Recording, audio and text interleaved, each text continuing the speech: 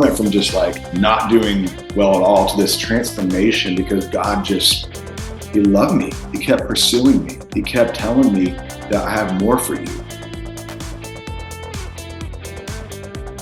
Hey, we're back with another Rewrite podcast. I'm Jonathan, and man, I am so excited. Jeremy Camp joins me today. Dude, it is so good to be with you. What is going on? That's good to be with you, man. I'm doing really well. I actually just got back from a trip with my friends who've been friends for 26 years. We did a golf trip, and just like it's one of those deepening connections, sharing all the things that are going on. So I just got back, and my heart is full right now. How'd you do? Terrible. I had knee replacement surgery in December. So it's my first outing. So you're trying to figure out how to, I'm still healing too. So you're trying to figure out. So I didn't do very well, but that's okay. It was worth it. Lot of handicaps, a lot of mulligans. A lot of mulligans, a lot of foot wedges, that kind of stuff. So yeah. Got a couple extra golf balls in the pocket and just drop it right there. Oh, exactly. Come on, man. Love it. You play like me. It's so much more fun that way. Yeah. I'm pretty good at putt. The long game is like you're give me a putter. Know what you're gonna get. Yeah, exactly. So good, man. I'm doing well. Good, man. Good. Family's hanging in there. Everybody's good. Doing really well. I mean, the sickness that's been going on, that's, kind of been hitting us here and there, but we're coming out of it and getting ready to head to Guatemala together as a family. And we have a friend down there we're going to visit. We're excited about that. So that's so good. That's so good. Well, part of the Rewrite podcast, and actually just the main theme of it is to give guests an opportunity to share how they came to faith in Jesus. And man, I'm so excited you get to be a part of this with the entire crew. I mean, there's so many different episodes and people you've toured with over the years that are sharing their faith journeys and their stories. And man, we welcome you in and want to give you the opportunity just to share how you came to faith in Jesus and maybe how it all started. Maybe a highlight in the relationship, and then what is he showing you now in your relationship with him? It's all yours, man. Thanks for joining us. Oh man, thanks for having me. No, I love this. This is my favorite. I mean, this is sharing what God has done in my life and how he's transformed me and redeemed me. So of course, this is it's the best. I love talking about this. And also it's always like when you start sharing your faith journey, you realize where God has been in different places of your life, how he's just been so faithful and his presence has been so thick. And so I've had some very up and down moments, of course, but always just seeing God's hand of faithfulness and his long suffering in my life. We all need that long suffering for sure. But yeah, so I was raised in a Christian home. So I think, a lot of my upbringing, I had a great upbringing, to be honest. And I really just, we didn't have a lot. We were pretty poor. And so, we'd go to food banks and all these different things. So really learned how to step out in faith. I mean, we'd had vehicles given to us. Like we had a Pinto given to us twice. And Pintos were those cars that if they were hit in the wrong spot, they would blow up. So they had to discontinue Pintos. Oh, man. And you start thinking like when you get two Pintos given to you that are rusted out and have no ground, you're like, do people like this? So they try what's going on? You have these funny thoughts. But I remember one time, getting in this Pinto and I hopped in for the first time. My mom picked me up and I looked down on the ground and I could see the ground because it was rusted out so bad. Oh, my. And then there was a belt tied to the handle and she goes, hey, when we go around corners, pull that belt in because the door will fly open. And I'm like, hey. So, these stories of just I think a little bit of what that did to me was brought an insecurity, to be honest. It brought a thing where, even though I look back and I'm thankful for it because it taught me God's faithfulness in the midst of us not having anything. But as a young kid, I'm trying to just process all that. And so, I get to junior high and high school and the insecurity, the feeling like I want to, fit in. And I played sports. And did really well in sports, but I just kind of was like, I wanted to see what the world had to offer. And so I started partying and started, doing things with my friends and just not God honoring. But it was interesting, but I always have just that sense I knew God was with me. Mhm. But it was almost like I just was like, well, Lord, hold on, just give me a moment, you know. And just experimenting and exploring. But I always found myself miserable because I felt God constantly just pressing on me, not in a way where it was condemning, but just like, son, I love you. I have more for you than this. And I kept ignoring that voice. And I remember one time, you know, I went to a youth camp when I was 16, and this guy was speaking on Revelation, and it scared me to death. First of all, I was like, oh my goodness, you know. And but really, what it did was God spoke to me very clearly and said, Jeremy, like, I love you, but you're on the edge of a cliff right now, and you're about ready to dive into deep, darker things. And I have more for you. And I want you to run as far away as possible from that cliff. Mhm. And I remember I went, yes, God, that's what I want. I surrendered my heart. I mean, I went from just like not doing well at all to this transformation because God just, he loved me. He kept pursuing me. He kept telling me that I have more for you. And he redeemed me. And I remember just this feeling of like, but you love me, like even though I'm just ick and I've been ignoring you and you still love me. And it just was this beautiful picture of God's faithfulness and his grace, you know, that as we know we don't deserve, but he gives us to in abundance, you know. And so went home, you know, started, you know, trying to like relearn things and try to read my Bible, and still struggled for a while, you know, but I just knew like I want to serve, but I'm just struggling. And God told me to go to Bible college. I was all thinking about going to, you know, I was like, well, I'm going to go to, you know, college and maybe play sports. And that Yeah. was my kind of thing. And God's like, nah, you're going to go to Bible college. And I started playing music about 14 years old. Like my dad taught me some chords. And my first song I wrote was called Set Me Free. And that was when I was still struggling. And it was me just saying, Lord, you got to set me free, free from sin. You know, this whole like, you know, picture of this. I was crying out then, you know. Yeah. And so basically, go to Bible college. And I remember like as clear as day, because like I said, I was still just trying to figure it out. You know, I was doing better, but still struggling, wrestling. It was almost like I had still kind of tried to have a foot in the world a little bit, like a little toe. And God's like, can't, can't do that. And so the first, I think, month, this guy was speaking at Bible college. And I don't remember what he was saying. I remember nothing. All I remember is I felt like God took out my heart and gave me a new heart. Wow. And bro, I cried for 2 hours straight, just cried and cried and cried over probably the grieving of my sin, but also just the beauty of God's love. And that, and my heart felt so tender. Like I realized my heart was like not tender. And so he put that new heart, I feel like, in me. And all of a sudden, just everything changed.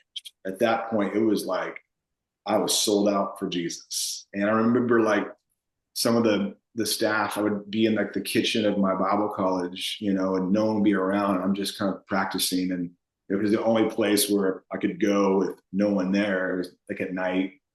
And somebody walked in and heard me playing and singing and was like, hey, do you want to lead worship, you know, at the school for some of our sessions? And I was like, well, I'd love to.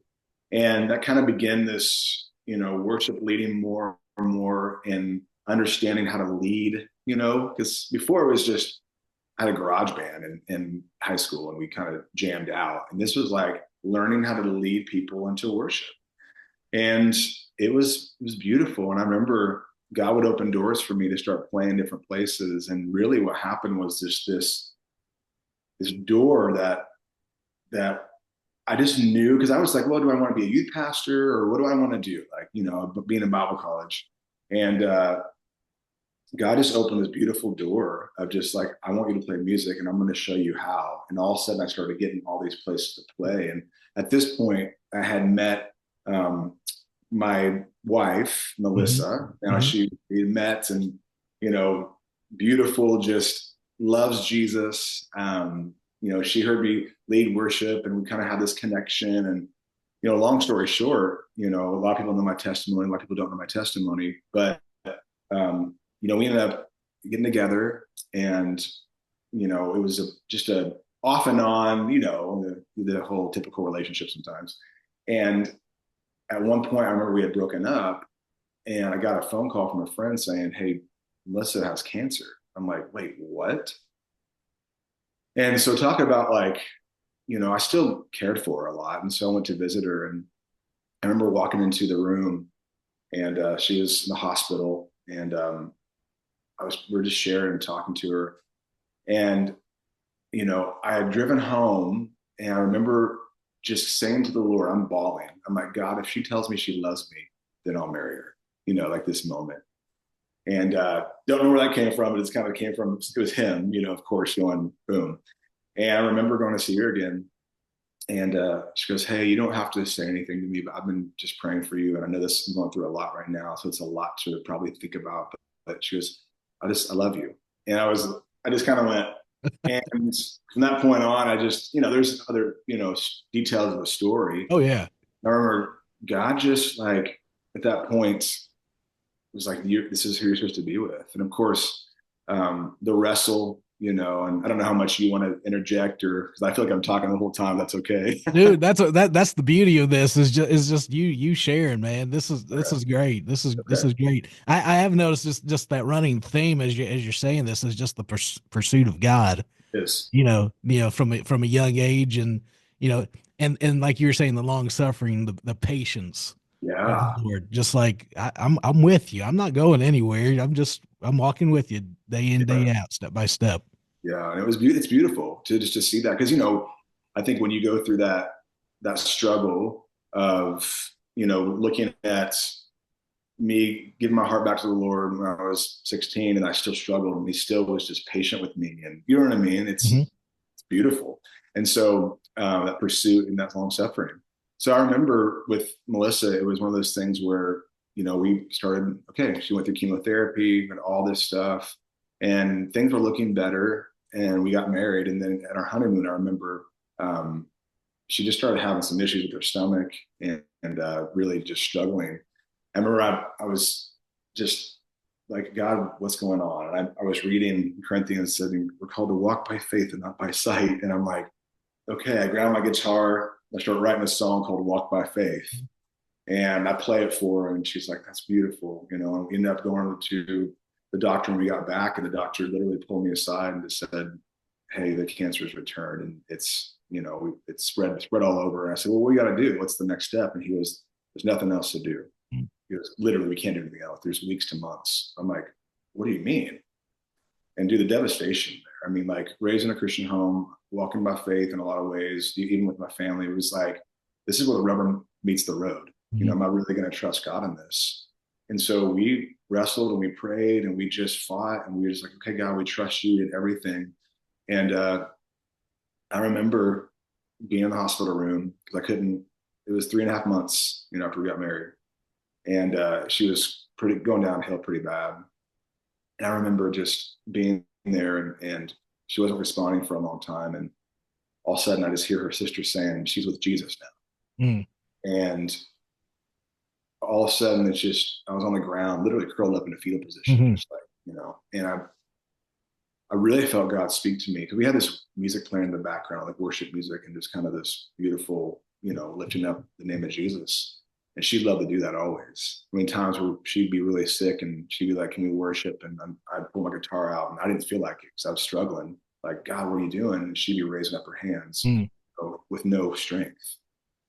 She literally was just, it was watching her degrade like that was just hard. And so I remember God speaking to me when I heard that she's with Jesus now. And He said, I want you to stand up and worship me. I was like, Wow. nah, I'm good. Like, Mhm. and beautifully, He kept asking me, hey, stand up and worship. Out of obedience, I did. I remember it was like, I didn't feel it. I didn't want to, because I was like just devastated and broken. I remember standing up and raising up my hands, and I just started worshiping. And Mm. everybody in that room started raising up their hands. And I'm telling you, Jonathan, like, I've not felt the presence of God that thick ever in my life. He was he was there. It was so present. It was so beautiful.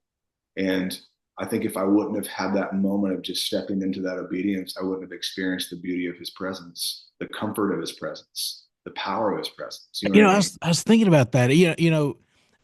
There's the scripture in the New Testament talks about our sacrifice of praise. That Yeah. Man, that describes it to me like that. I mean, that was your sacrifice of praise Yeah. where you had to dig deep, deepest you've ever had to dig. Yeah, absolutely. And so, it wasn't like all of a sudden, oh, this is great. I'm good Yeah. now. But I mean, took a lot of, Hmm. it was anger, it was confusion, all that kind of stuff. But once again, what did God do? He was long suffering and he pursued me. Hmm. And man, God, I get emotional. Sorry. Um, I even think to this day, just the ups and downs and the Hmm. struggles. And God he's so patient and kind. Hmm. And I don't deserve it. I'm like, Hmm. even the fact I'm still doing this thing, I'm like, I can't believe I'm still doing this. I'm still just blown away at God's hand. And, I think more the older I get, the more I'm just learning to be grateful. You know what I mean? Oh yeah. And learning, honestly, like there's still trust issues. And I think God is really teaching me I'm reading this book and it's talking about prayer. It's praying like monks, living like fools. It's like this really rad book. I don't know if Yeah. you ever heard of it. Tyler No, Stack. no. Amazing. It sounds like it's a weird title, but it was like, but it's not, that's just almost like I missed with that. But it's all about prayer. Beautiful. And it's funny. This guy had written this book, and then he went through cancer about a year later. Wow. Like Wow. talk about and he's good now. But the whole premise was like it's understanding the the communion with God. Prayer is like because I battled with prayer for a long time because we prayed so much that my wife would be healed. And it's the understanding that God's desire for us is to have just relationship with him. Like it's not a requirement of like, you need to do this for me or this for me. It's actually all I want is relationship. And what will happen is naturally like trust, because you're with him, you're that will happen. The fruits of the spirit will naturally come out. It's just communing with him. And even though prayer sometimes we don't get the answers this side of heaven sometimes and sometimes there's questions still, but it doesn't mean he's not listening. Doesn't mean that's not the point. The point is just continuing to press in. And to me, I remember a pastor friend of mine saying, did you pray that she'd be healed? Did you press in and just say, I said, yeah. He goes, then you can rest your head in your pillow at night and say, I asked the Lord, and it's just for some reason, he chose to take her home. And so it's learning that communion with him daily where you're just inviting him into every area of your life, every single area, which will also like if you invite him into every single area of your life, it makes you go, okay, like things you struggle with, you're like, yeah, I'm not going to yell at that person, or I'm not going to get in the car and, Yep. have road rage or whatever it may be. You know what I mean? I'm not going to yell at my wife or Yeah, totally. he's right there and he's like, but even in those mistakes, because you make them, he's gracious and then you Mhm. repent. He gently is like, hey, once again, what I always said before, I have so much better things for you. Mhm. I'm more for you. I And I love think that. that's where I'm at, just like in every area of my life, he's like, and it's not like I have so much more for you. Like you're going to have greater success. Actually, I have Yeah. nothing like that at all. Like at this point, I can stop doing what I'm doing. He still would Mhm. be like so much more for you. And that's Mhm. more relational, depth with him. It's like his well doesn't run dry. Mhm. Like it doesn't run dry. So when we keep pressing in, what happens is you have this beautiful understanding of some of the depth of him and then realize, oh, that's not even the deepest. Mhm. Like it'll never stop. And so you can continue to pursue him as he's pursuing you and realize the greatness and the depth and the riches of what he has. Well, and then the promise of his presence. I mean, that's the beautiful thing is it's like So good. it's continual. I mean, it's we know ourselves where it's like, okay, I'm ready to bolt, you know, but he's like, no, I just want to be with you. And it's Yeah. like, That's it. yeah. And that communion does establish this beautiful fruit that, it does, produce a greater relationship with your family. It does Mhm. produce deeper ministry opportunities, or when I go on stage, like it's greater and deeper. But the pursuit of him is not for those things, it's just for him. Mhm. Those things are a natural byproduct of Yeah. just being with him. It's the So seek, that's seek first. That's it. yeah. And that's kind of just where I'm at. I mean, there's a lot in between, of course, Totally, man. We could the talk all day. I mean, that's the bro. about God's faithfulness and things that He's done. Like I had heart surgery last year, Yeah. hit a AFib. I can go through all these things of just, ooh, but I think the overall theme is that learning to commune with Him in prayer is just a way to deepen that relationship. And then you will have that fruit. You will have that Mhm. comfort. You will have all those things that you desire, but you're not seeking Him first. So all these things will be added to you. You're seeking Him Exactly. first to seek Him.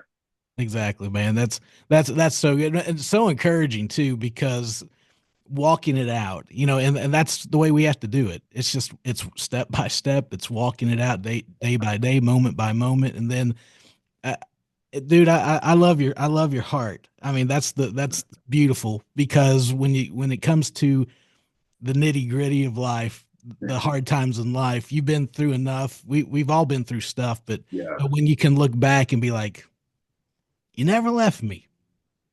I can always go back to those times. You never left me. that's right. And that's that for the next time that hard times come. Oh yeah, you never left me. You left me. Never You know, left. it's like, even like almost not close with this, but it's like always look back on those Ebenezer's, Hmm. which is the stone of remembrance, Yeah, and look back and go, wow, yeah, you were faithful then. Oh yeah, you were faithful then. hmm. You'll be faithful now. And I Yep, think it's just those Ebenezer's stones of remembrance are just beautiful times to look back and see God's hand constantly on your life and His presence constantly with you and never leaving you. that's great, man. Dude, thanks for your time today. This has been so encouraging, so good, just to kind of dig deep into who you are, and and I think this helps those that will listen to this rewrite podcast, to when they listen to your music, Yeah, they're gonna feel that story, the thread of your story in those songs, yeah, because that's where you're coming from. That's where you're writing from, that well of experience with God and His goodness and His faithfulness. So that's dude, that's huge. Thank you, man. Well, I'm once again super thankful to be able to do this still, and I feel like that God's not done with me yet. Oh yeah, But I'm also, if He says you're done, cool. I'm okay with that, But that's right. I have a passion for it, and I love people. I love Jesus, and understanding the why of why I do this is always a thing I got to keep asking myself. Why? Totally. So And then you're like, okay, I heard your voice. Okay, whatever you want. Let's go. that's that's literally it. Exactly, man. So good, dude. I That's love good, it. man.